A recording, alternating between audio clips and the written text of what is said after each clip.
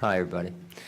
Well, you know, thinking back over a very long period of time, and then even just the past 3 years since HiBR got together, started, I don't think any of us realized that it was going to develop in the way that it did. I'm not talking about numbers. I'm talking about mostly quality. The kinds of people that were attracted to this idea or this ideal, this concept, as it grew and developed, has literally shaped itself. So almost as though sometimes I felt like I was standing out of the way. You know, the idea that people seem to be coming out of the woodwork, they seem to be the right people almost at the right time in order to do what we needed to do and make whatever happened, happen. Even in the case of Jim coming forward by way of Angela, it just was one nice step at a time. And it just built. It kind of built on itself. When Jim came to us back in last May, and we sat at our conference room across the campus in Building 13, Jim just stood up. Well, you actually made us all stand up. We were getting into learning how to reuse ourselves and reposition ourselves. And he said, guys, you're ready to go public. And you know, sometimes when you're so close to what you're doing, you don't realize where you are and what the potential is. Charles. And we want to build on that. I'm sorry, I'm not Charles. finished yet. I'm Okay. sorry. Don't give me that. So my bottom line is this. For the folks who are here, and certainly we appreciate all of you coming, that if you see a place for yourself in this movement, that you will be in contact with us, and we can talk about it, and we can make sure that the fit is potentially going to be good. So what I'm pleased about for all of this for today is that we've had a chance to meet and connect. And I wish you all well in our effort to try to do the healthy connection.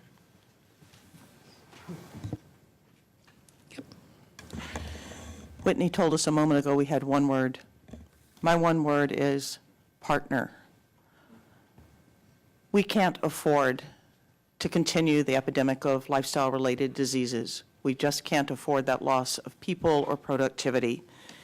If you're from the healthcare field, partner with a designer or builder or an engineer. If you're from the design and build area, partner with your academic institution. We can determine the outcomes and prove what and what isn't effective. Partner. Well, I was going to say communication, because I didn't think it was just one word, so we're up to a sentence. But I think that that's really one of the big ideas that I hope we can apply going forward, is we have to agree on language, we have to agree on protocols, we have to agree on baselines, and I think we also have to agree or recognize the limits of design and what our expectations are, and move forward anyway with that, because I think there are a lot of things that we can do as designers that need to be informed by the health community, but we're not going to get it, and it's not going to be credible unless we begin to change the way we go about doing design, particularly in the sense of protocols and research, which I have to say Whitney's presentation a few years ago was the first rigorous example of built environment research that I've seen that didn't come unraveled. I think in terms of when you began to really examine a lot of the specifics, of course, aside from Judy Heerwagen's research. Yes. Well, my colleagues are taking my words, but I'll expand them. I think the idea of partnering I like a lot, but I also like the idea that, frankly, whether you're in a healthcare silo or profession or not, you are all healthcare providers. That basically, every citizen is responsible for their own health, but, in terms of modifying the built environment, that's the way we're going to help our population, our society stay healthy. And I think one of the biggest takeaways for me from today was Judy's example of the people in the building who actually got healthier and they didn't even realize it. And so I really think that we need to create environments for everybody to become healthier, whether or not they're motivated to put out the effort and make the choices themselves. So I think teamwork maybe, and you're all a healthcare provider. I'm going to use 3 words just so I can irritate Whitney. 3. You can tell we're a fun group. Don't you want to join us? I want to say measurement and language, which falls basically to the communication. We need the data, we need the measurement, but we need to understand the measurement across all of the disciplines so that we're all talking together and we all understand what we're saying to each other. We need to move past this attitude of, I don't understand how to measure it, or I don't want to do what it takes to measure it, so I'm just going to do an algorithm, which is from last night's dinner, which is a model, and we're going to assume the model is correct. I want to open it up to the audience for questions, comments, commitments, inspiration. I just really appreciate a few of the words. Partner, this health issue is larger than any one organization represented here. It's going to take a combination of public sector, private sector, as well as academia, I think, to really address this well. The measures, and the data is critical.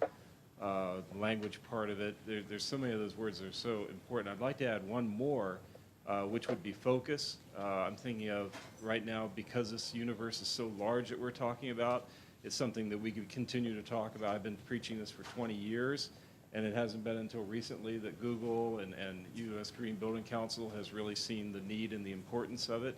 I can remember the early days of formation of U.S. Green Building Council where it was, basically energy.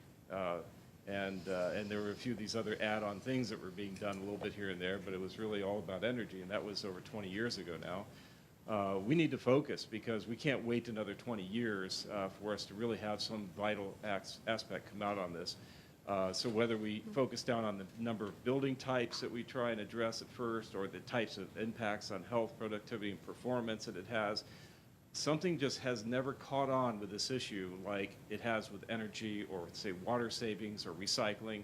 We need to get in that same mode. I think of right now, I'm switching the house I just bought over to all LED lighting in the house, and I go into the Lowe's or the Home Depot, and right there on the display, it doesn't say this, it doesn't put in prominent language, it doesn't say this light is going to cost you $15 or $25 or $50. What it says is, it's going to save you $147 over its life, and you'll never have to replace it, almost the whole time you have the home. It talks about the values and the benefits, so we need to have the data, the language, the partners and so on that can really pull this message together, that maybe in the next 18 months we can start getting enough of a message out to get interest by the masses enough to where then we can ignite the rest of addressing the bigger picture of what it's all about. But we need to really focus and pick something that's going to happen, I think, in the near future, because I think the timing is right, and we may lose some of that timing if we don't get it done soon. Hey, real quick, I agree with you. I like that we need to understand the value and the benefits and how to communicate them. I think that's what's missing. And I will say one thing, you said large. One of the things that working with Google made me think, which I had never thought of before, this is global. We can't just think about, I'm going to put this filter in because it works in the U.S. What happens in Beijing? Okay, and that kind of really changed my mindset. So we need to be thinking large as well as focus. So when I'm thinking the solution, part of the solution is in med school education. An hour in the first year of medical school will enlighten students immediately so they won't discount people who have concerns. They'll know about building and buying houses for themselves. The medical institution has got to change quickly. The AMA policy has got to change, and it's got to be somebody besides me that knows every AMA president that goes to these meetings and stands up and gives speeches. If AMA changed, everything would tumble and change because society would then believe the AMA. And it's close. They have a chemicals policy. They're so on board with some of this and so not on board with the environmentally ill or the patient that has caused them trouble for decades. And the other interesting thing in terms of data is that now we can do breath analysis of people in the Google building as it is and measure all the chemicals that come out of your breath and then put people in a new building and measure the chemicals that come out of them then. Is it changed by the built environment? And we could publish that. So that data is obtained right now on every patient who goes to the Environmental Health Center of Dallas. And if somebody would help produce a study looking at different buildings and the exhaled breath, I think that could be a first good thing to put in the literature. I think I'd add to that, medical school, I'd add design schools, because at least some of us, when we were going through architecture school, the model was not a collaborative approach. It was more, if you recall, Benito Mussolini was sort of the role model for us architects. Nice dresser, made the trains run on time. But the idea, though, focus on design, focus on history, things that are very important, things that only, I think, really architects look at. But the things that we took for granted were what was in the materials we were choosing. And, at the time, it had to do with durability. There may have been some mention of maintenance. And that was really about it. There was nothing about what chemicals were in products. Of course, back then it was basically stone and brick, I guess, maybe a little plaster. But, today in the last 20 years, particularly, and people need to understand that things have changed radically in terms of industrialization and production. These are things that basically I think we're all talking about transparency, making professionals aware that their decisions are going to influence other people. So I think in every field needs to have this aspect of education. And can I just add to that, Jonathan? There's several adjunct faculty and faculty in the room. If you are interested or want to have more information about courses on the built environment and public health, it is still relatively new. We're a small group of people that are doing this. Matt Trowbridge, a previous speaker, has set up a center at UVA. A lot of that syllabus is free, and there are textbooks. So again, I charge you to go back and tell people there are resources to bring in guest lectures and to bring in course materials on this to both design and public health. Mm-hmm. Paul Geist. First of all, what I'd like to say is I came to the meeting this morning with the focus of the meeting being out of my direct zones of expertise, and I really thank you all. I've learned a lot today, and I think I've grown a bit. To the question at hand that Whitney has put up here, first of all, I'm not sure if my comments are interpreting it from an NIH perspective. Is this directed to the NIH? I don't know if that is or not. So I interpret it as a research agenda, and that may or may not be appropriate or correct. I agree with Whitney on healthy habitat. So even in this phraseology about healthy buildings, I think we've talked today and have heard today that it's actually beyond the buildings. It's the buildings and the habitat. It's plus. And so 3 points I want to make. At the NIH, if you have a FOA, a funding opportunity announcement, or you begin to want to move a research agenda forward and you develop a white paper to basically get people on the same page and thinking about the relevance of the issues. Oftentimes it starts out by, of course, stating what is the issue, but including principles or tenets, goals to achieve. So it actually gets people across disciplines at least seeing the same language and beginning to see some of the same concepts so that they can begin to talk about this and moving a research agenda forward. I actually saw the logo Cradle to Cradle, and I had been thinking already, even before, I think one of the speakers talked about the Indian tribe, thinking about 7 generations ahead, which is really a really great visual to think about, is the book Cradle to Cradle by McDonough and Braungart in how they were talking about, I think mainly manufacturing, but what's the afterlife of something you create, and does it have to be an afterlife? Can it transform into something else? And it may be beyond the discussion here, but when you talk about a future research agenda, that may be ahead of the game, but it may be part of the discussion about what is the role of that building block. Because this discussion today talked about building buildings for 50 or 100 years, or what do we do when it gets to be there's a component and it's in its afterlife. Should we be talking about that early, and could that be part of the agenda discussion?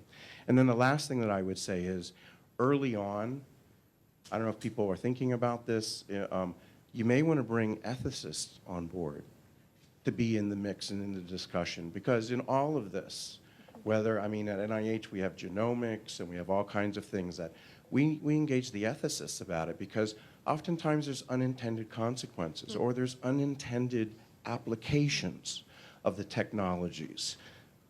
If you have, sensors in the office buildings, and the employer begins to monitor, sedentary frequency and say, we're going to tie that into performance evaluation. Or I just heard about breath analyzers as you exit and enter the building. Well, it may not be it may not be the upfront motive, but ethicists can help you as you have that discussion and as you think about what type of research agenda and what are the questions should we be dealing with. And of course, one of those is, hey, when we're successful, what are the implications of the applications? Thank you. Thank you. Thank you. I wanted to thank everybody for an outstanding job. It was wonderfully inspired. It was way beyond my expectations of coming here this morning, and very exciting. I would like to add maybe another word that we might focus on, and that is the experience of the user, the psychosocial aspect of the building, of the environment, because that is also directly related to health outcomes. And the psychosocial experience and everything from positive distractions and how the human responds and recovers from a bad environment. How do we take our very humanness and transform the experience? So I think that's another part of the equation of creating a healthy building. Thank you. Hi, Faye Bressler again. Following up, actually, turns out to be the last point that the previous speaker had made. The words I'd want to throw out is data mining, and privacy. And that data used to be very expensive. I mean, I'm showing my age, but the first research project I did was punch cards in a mainframe. I mean, you thought very carefully about study design and what data you were collecting, and was it going to be valuable, and what were you going to do with the information when you got your result. And I would hope that everybody in this room would encourage the same type of careful thinking before collecting the information, because once you have that information, even if you de-identify it, there's enough of a way through the magic of data mining to start coming up with some very uncomfortable pieces of information about individuals. And in part, it comes back to my first comment on people with disabilities, is that when you're tracking somebody, you can really cross over some lines and just, step back. It's all wonderful, sensors are great, but caution. And I really like the idea of involving an outside voice, whether it's an ethicist or just a partner that you work with to help take a look at what you're doing and what you're planning. Thank you. Joyce, you're our last brilliant comment. No pressure. Well, I will start with thank you to the organizing committee for such an outstanding job. I think we all learned a lot, and I know that Whitney was looking for a pledge. So I would say that I'm very inspired. And in the green building world, we had joked that a lot of the actions come from the coastal cities. We have a lot of representatives here. now that I moved from a coastal state to a Midwestern state, I would pledge to help you in activating that part of the country so they're no longer the flyover states. And there are lots of brilliant people there. April 23rd, 3:55, Joyce Lee. Thank you, everyone. I think I will just end with saying that we asked a question several years ago, and we are here today answering that question and then stating another question. And you are now part of this, and I hope that you are going to join us together in the future to be answering this question and put forward another question. We sort of are just beginning on this, so thank you very much. I am going to turn it over to Charles for some final logistic comments and follow-up for the conference.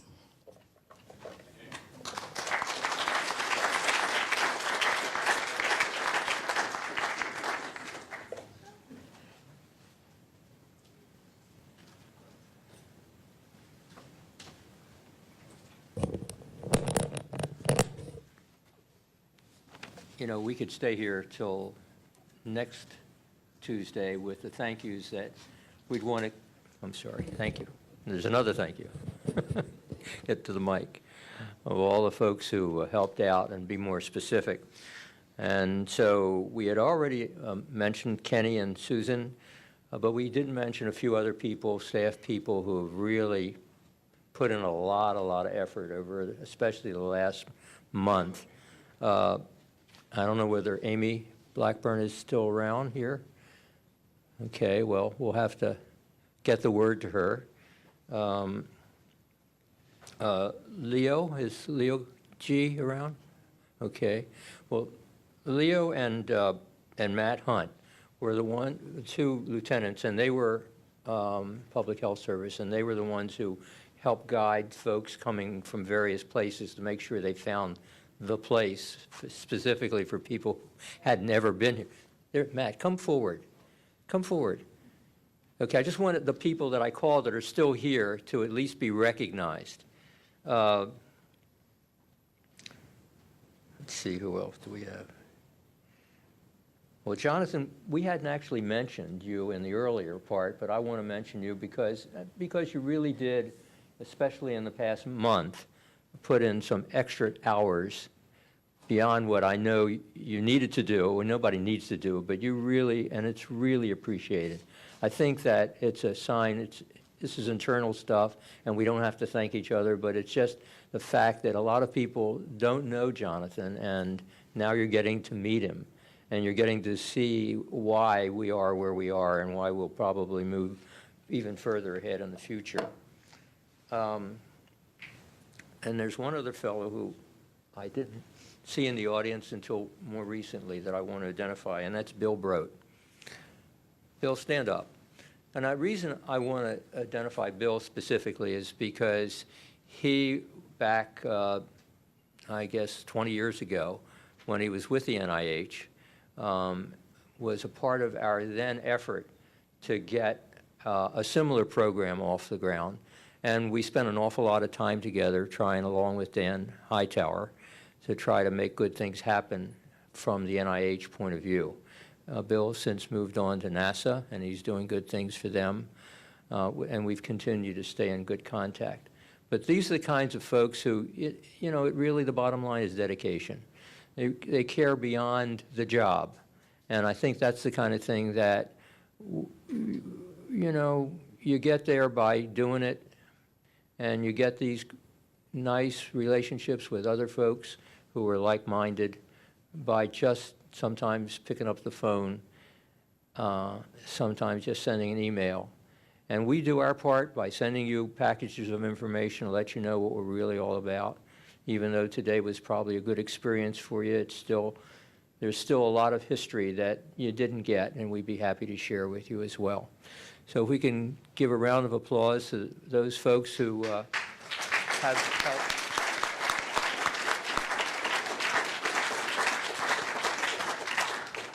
I want to define a few things before we leave, just for my own thoughts, which went beyond what I said.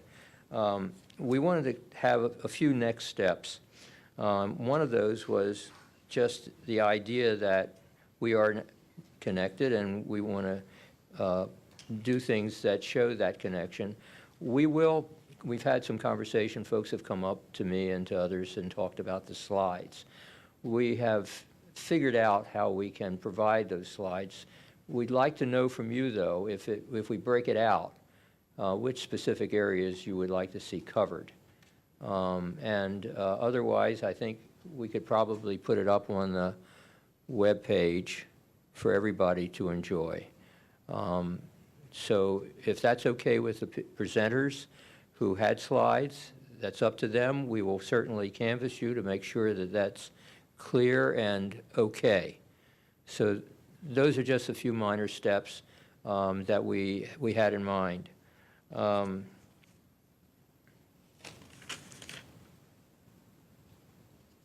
Okay, and the last one is that I've mentioned the dream team. I'm sorry? Oh, no, I was just going to say, since this is being taped, is this going to be archived at NIH, or? I think that's true. Yeah, yeah, right. I think that's true. And before we get some doozies. So everybody smile. I think one of the last notions that I want to share with you is something that's come up more recently, and I maybe mentioned it to you all earlier.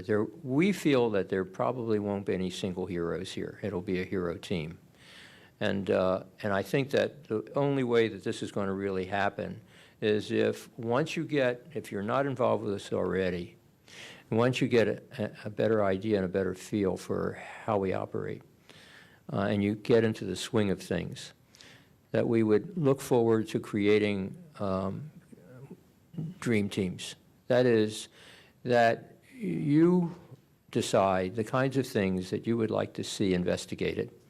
And you, now having listened to and worked with a few others, or people that you just want to help bring on board, that essentially we will help to organize that for you and work with you and keep you motivated, not that you will need to be, but set some deadlines and to try to get some really good squeeze out of the talent and the experience that you all have. That's my final comment. And I'm offering that to you as an opportunity, and we certainly would look forward and certainly enjoy to have that.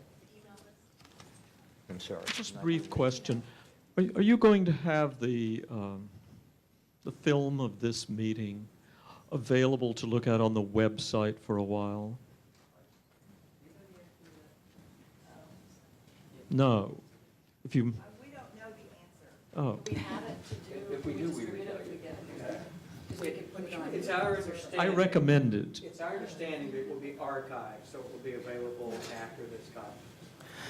I was just going to add that we do have a list with everyone's email, so you are part of this community, and we want you to stay connected. If you do not want to share your information, you need to let us know by the end of this week, because we will be distributing that list. Mm-hmm. Could we do a photograph of everybody, whoever wanted to be photographed with HiBR, maybe up here before we leave? We were going to take the speakers in there and take pictures of the speakers. Of the speakers. If the speakers can wait 5 more minutes in there, we'd like to take your picture. I know. I'm not sure we have a camera where we can do everybody. Back there, everybody can just come to the front and we can just take a picture. Okay, all right. You know, a lot of people. Anyway, thank you all for coming, and we're going to take care of other business on our own.